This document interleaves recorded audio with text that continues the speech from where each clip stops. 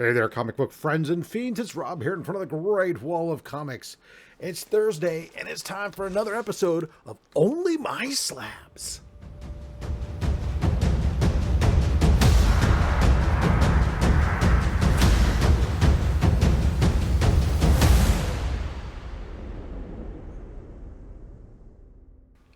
All right, so Only My Slabs episode 2. Here we go. This is me going through my slabs in my collection because you guys have asked for it. It's funny, I went back and I looked at some of the early episodes of Slab Hub, and of course, my collection's changed dramatically. But so I'm happy to do this. This is really kind of cool. It's actually more looking at the old stuff. It's funny to watch Chris and I in our earliest days doing stuff together. But I've decided to step up the number of books in this. We're going to do 12 books at a time, a nice even dozen. So let's kick it off and go. First book that we're showing off today, bang, newsstand edition, Spectacular Spider-Man issue, is that 64? Yes, indeed, the first appearance of Cloak and Dagger. This is a book. I like Cloak and Dagger. I think they're a great duo. It's really interesting, though. I've always thought, she is supposed to be like 16 years old, and that costume is a bit much for a 16-year-old. Of course, they don't draw her like a 16-year-old, but she's supposed to be. That's just the way it is. But yeah, Peter Parker, Spectacular Spider-Man, boom, Cloak and Dagger. Simple book. I picked up a while back on eBay, very early on in my collecting. Another book here, Spectacular Spider-Man, issue 90. Book actually we've been giving away on the regular old My Slabs show. I've got a couple copies for the giveaway bin. This is the first appearance of Peter Parker in the black suit within this title. It's also the second appearance of the black costume overall. So we have the first appearance in Amazing Spider-Man, an ASM 252, and then this came out the same week as the Marvel Team Up, I think it is. Anyway, so it's pretty important. It's an important book there. Plus, of course, it's a nice black cat cover. There you go, to 9.6 white pages. All good. Whew, another book we're giving away on Only. I'm looking to go through this. Man, I'm giving away some of these books on my Only Slabs show. Only Slabs is the show, of course, Saturdays, live stream at 11:30 a.m. Pacific, 2:30 p.m. Eastern, where I have a collector come on and share their slabbed comic book collection with us, and we give away a bunch of books during that show. This is one of those books that I'm giving away too, Spider-Woman first issue. This in a 9.6 white pages. Newsstand. Of course, this is 1978, so newsstand doesn't really mean anything because most of them were newsstands. It'd be more interesting if it wasn't a newsstand. But this is the new origin. It says new origin of Spider-Woman. It's also a new outfit. Does it say new? Yeah, it says new origin. But it's new costume for Spider-Woman. There's Spider-Woman #1. There's a lot of these out there in high grade. If you want to get one, you should be able to get them fairly inexpensively. Mostly because not long ago, a couple years back, there was a warehouse find of boxes of that book. So they've been trickling around out there. How about this? This is Star Wars 108. Now, what's interesting about this book is that this is the last book of the original Star Wars series, Volume 1. But this book came out in 2019. So Marvel had the Star Wars run, and they had run up to issue 107, and then they didn't have the Star Wars top property more. It was, Dark Horse and all that other stuff. But when Disney got the property back and they started doing new, or Marvel / Disney got the property back and they started doing new Star Wars books, one of the books that kind of came out and was kind of quiet was this 108, finishing up the original series. So there's like something like span of 30, almost now, probably like it's probably like about 25 years or so between the final issue and the issue before it. So this, it doesn't say anything special. There's no key marked on it, but it's just yeah, Star Wars 108, wrapping up that last one. And at one point I had like 3 of these graded. I ended up getting rid of a couple copies. I have just the 1 copy left. This is one of my favorite covers. There's 2 books or 3 books that were done in this style. This is Star Wars issue 1. This is a GameStop exclusive. GameStop was selling comics. I don't know why they thought that that was what was going to save their business as the world was going digital gaming. Why they thought that selling comic books was the way to go. It's not, but whatever. They had these special covers. These were there was a series of these covers done by Greg Horn. And they were these propaganda posters. Now, I haven't seen too many 9/8s on these because they're polybagged and everything else. But, you know, so I do have this 9/6. There's a Princess Leia one and a Darth Vader one all done. But I just love this Star Wars propaganda art type poster. It's phenomenal. This is one of my favorite all-time Star Wars covers, bar none. Yeah. Matter of fact, if I were to ever be silly enough to pay the money for a Mark Hamill signature, it might be that I would crack out this one and have him sign it. Maybe. Doesn't matter. I don't really think about it. I'm never paying the money that it would cost for a Mark Hamill signature. I want to say, I mean, it's got to be like $600+. All right.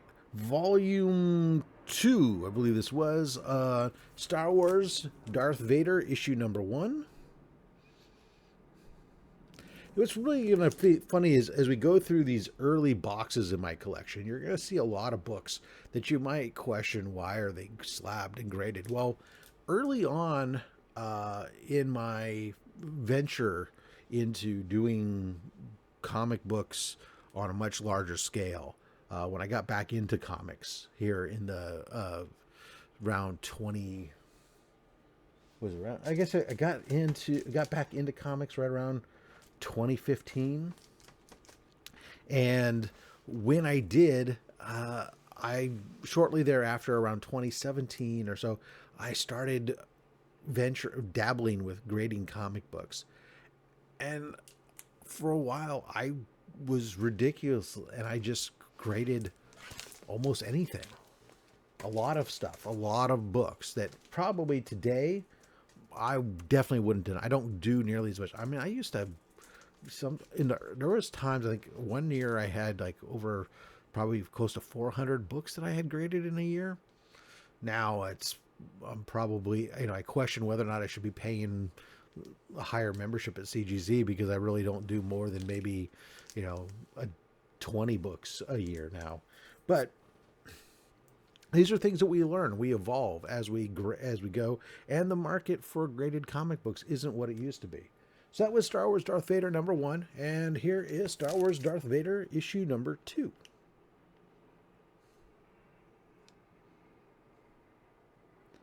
Now, I do want to believe, and I'll double check and put up there, I believe that these were ratio variants and not A covers. This was one of the very first books I ever had graded with CGC. I remember my first CGC submission, I didn't submit directly to them. I didn't know about CGC grading or how to do it or any of that stuff. It was intimidating. My LCS, like many LCSs out there, do offer a service where they would help you to, they would you could bring your books in, they would go through them with you, they would identify, they would look at identify if it would benefit from a cleaning or press or not, and help you to do everything, and they would submit on your behalf. And this was in that very first batch that I ever submitted to CGC. And it is I believe this is a 1 in 25 incentive variant alternative cover for the Superior Octopus issue number 1. Common Coley cover. That's in a 9/8. So, yeah. One of my very first CGC slabs that I sent in. Now, this next one here, this is, again, that Greg Horn, I was talking about that Star Wars. Here is the flip side one. Here's that Princess Leia number 1. So there's that million voices cried out, "Don't be silent now. Join the rebellion." Again, another great propaganda art style comic book cover. I absolutely love this. I have a whole book of Star Wars coffee table book that's so all based on art that was done in the style of those World War II type propaganda posters, but all themed for Star Wars, telling the entire story from the original Phantom Menace through the through Return of the Jedi and a little and beyond, in propaganda art. It's absolutely fabulous. Love it. Again, 9/6 white pages. Matter of fact, I did eventually get these for my sister one year for her birthday because she's a bigger Star Wars fan than me. It's hard to believe, but it's true. This was, wow, this is true example of a FOMO purchase because I am not a Superman guy, but you know, I was at the same time, I'm glad to support this book. This is so. Oh, here you go. This is Superman 1, this Platinum Edition from Big Time Collectibles. Foil, the foil silver on black. There were a couple different variants of this. I'm happy in the end to do this to support Big Time Collectibles because Big Time Collectibles is a huge supporter of Comics Curing Cancer. Now, Comics Curing Cancer is the charity that I run along with Mark, Legion of Comics, and DJ Links. And we, although it's an official campaign of the American Cancer Society, we raise money throughout the year for the American Cancer Society. Matter of fact, this channel, all the revenue that this channel generates goes to Comics Curing Cancer. You might consider becoming a channel member and supporting that drive. But Big Time Collectibles has been a big supporter. They've made many graded book donations to our cause. They've donated entire, half of a print run of an exclusive comic to us last year for our exclusive. And there's possibility, cross my fingers, we're doing something big again this year. So I'm happy to shout out and support Big Time Collectibles for their support of Comics Curing Cancer. This book, so this is the very first book I owned where Jack Kirby and Stan Lee worked on it together. I remember I bought this book specifically because it was a Jack Kirby, Stan Lee story. Or Jack Kirby and Stan Lee. I didn't realize at the time, I was newer to collecting older books. I did not realize how actually common that combination was. I thought it was a rarity, and I thought, oh my God, I need to get this book because to have one that's done by those two guys, of course, now I have tons of them. This was a PGX graded book when I got it, and it was an 8.5 PGX. It was in an old PGX slab, which looked exactly like the old CGC slabs. Later on, while I was doing a bunch of PGX grading at the time, I later on had it submitted and had it redone, reholdered in the newer slab, and it came back still an 8.5. So this is not a key. It just says Jack Kirby, Stan Lee story. Oh, it says Origin of Maximus, Medusa, and Black Bolt. But it's a nice old Thor book, Thor 149, 12 center. So I'm really happy with this book. I mean, it's just one of those things, like in my head, that's why I got it. It was that very first Stan Lee, Jack Kirby book in my collection. All right, this is going to bring us to the number 12 in this run here today of Only My Slabs, the last of these books, and one of a fairly more recent pickup. This I did get, and I think I got this in the poly bag, and I pulled it out. This is Ultimate Spider-Man issue number 1. Now, I was definitely late on the Miles Morales kick. Matter of fact, as a Peter Parker guy and a Miguel O'Hara guy, I kind of thought Miles Morales was like that other that also ran for a long time. I wasn't keen on him, but my tune has changed over time after reading some of the stuff, seeing him, and understanding that, you know, he is a Spider-Man for a whole nother generation, and that's perfectly fine. It doesn't diminish Peter in any way or anything else. They're not trying to replace Peter with him. It's just different for a different demographic. My son's first Spider-Man that he was reading was Miles Morales. So eventually I decided to start picking up.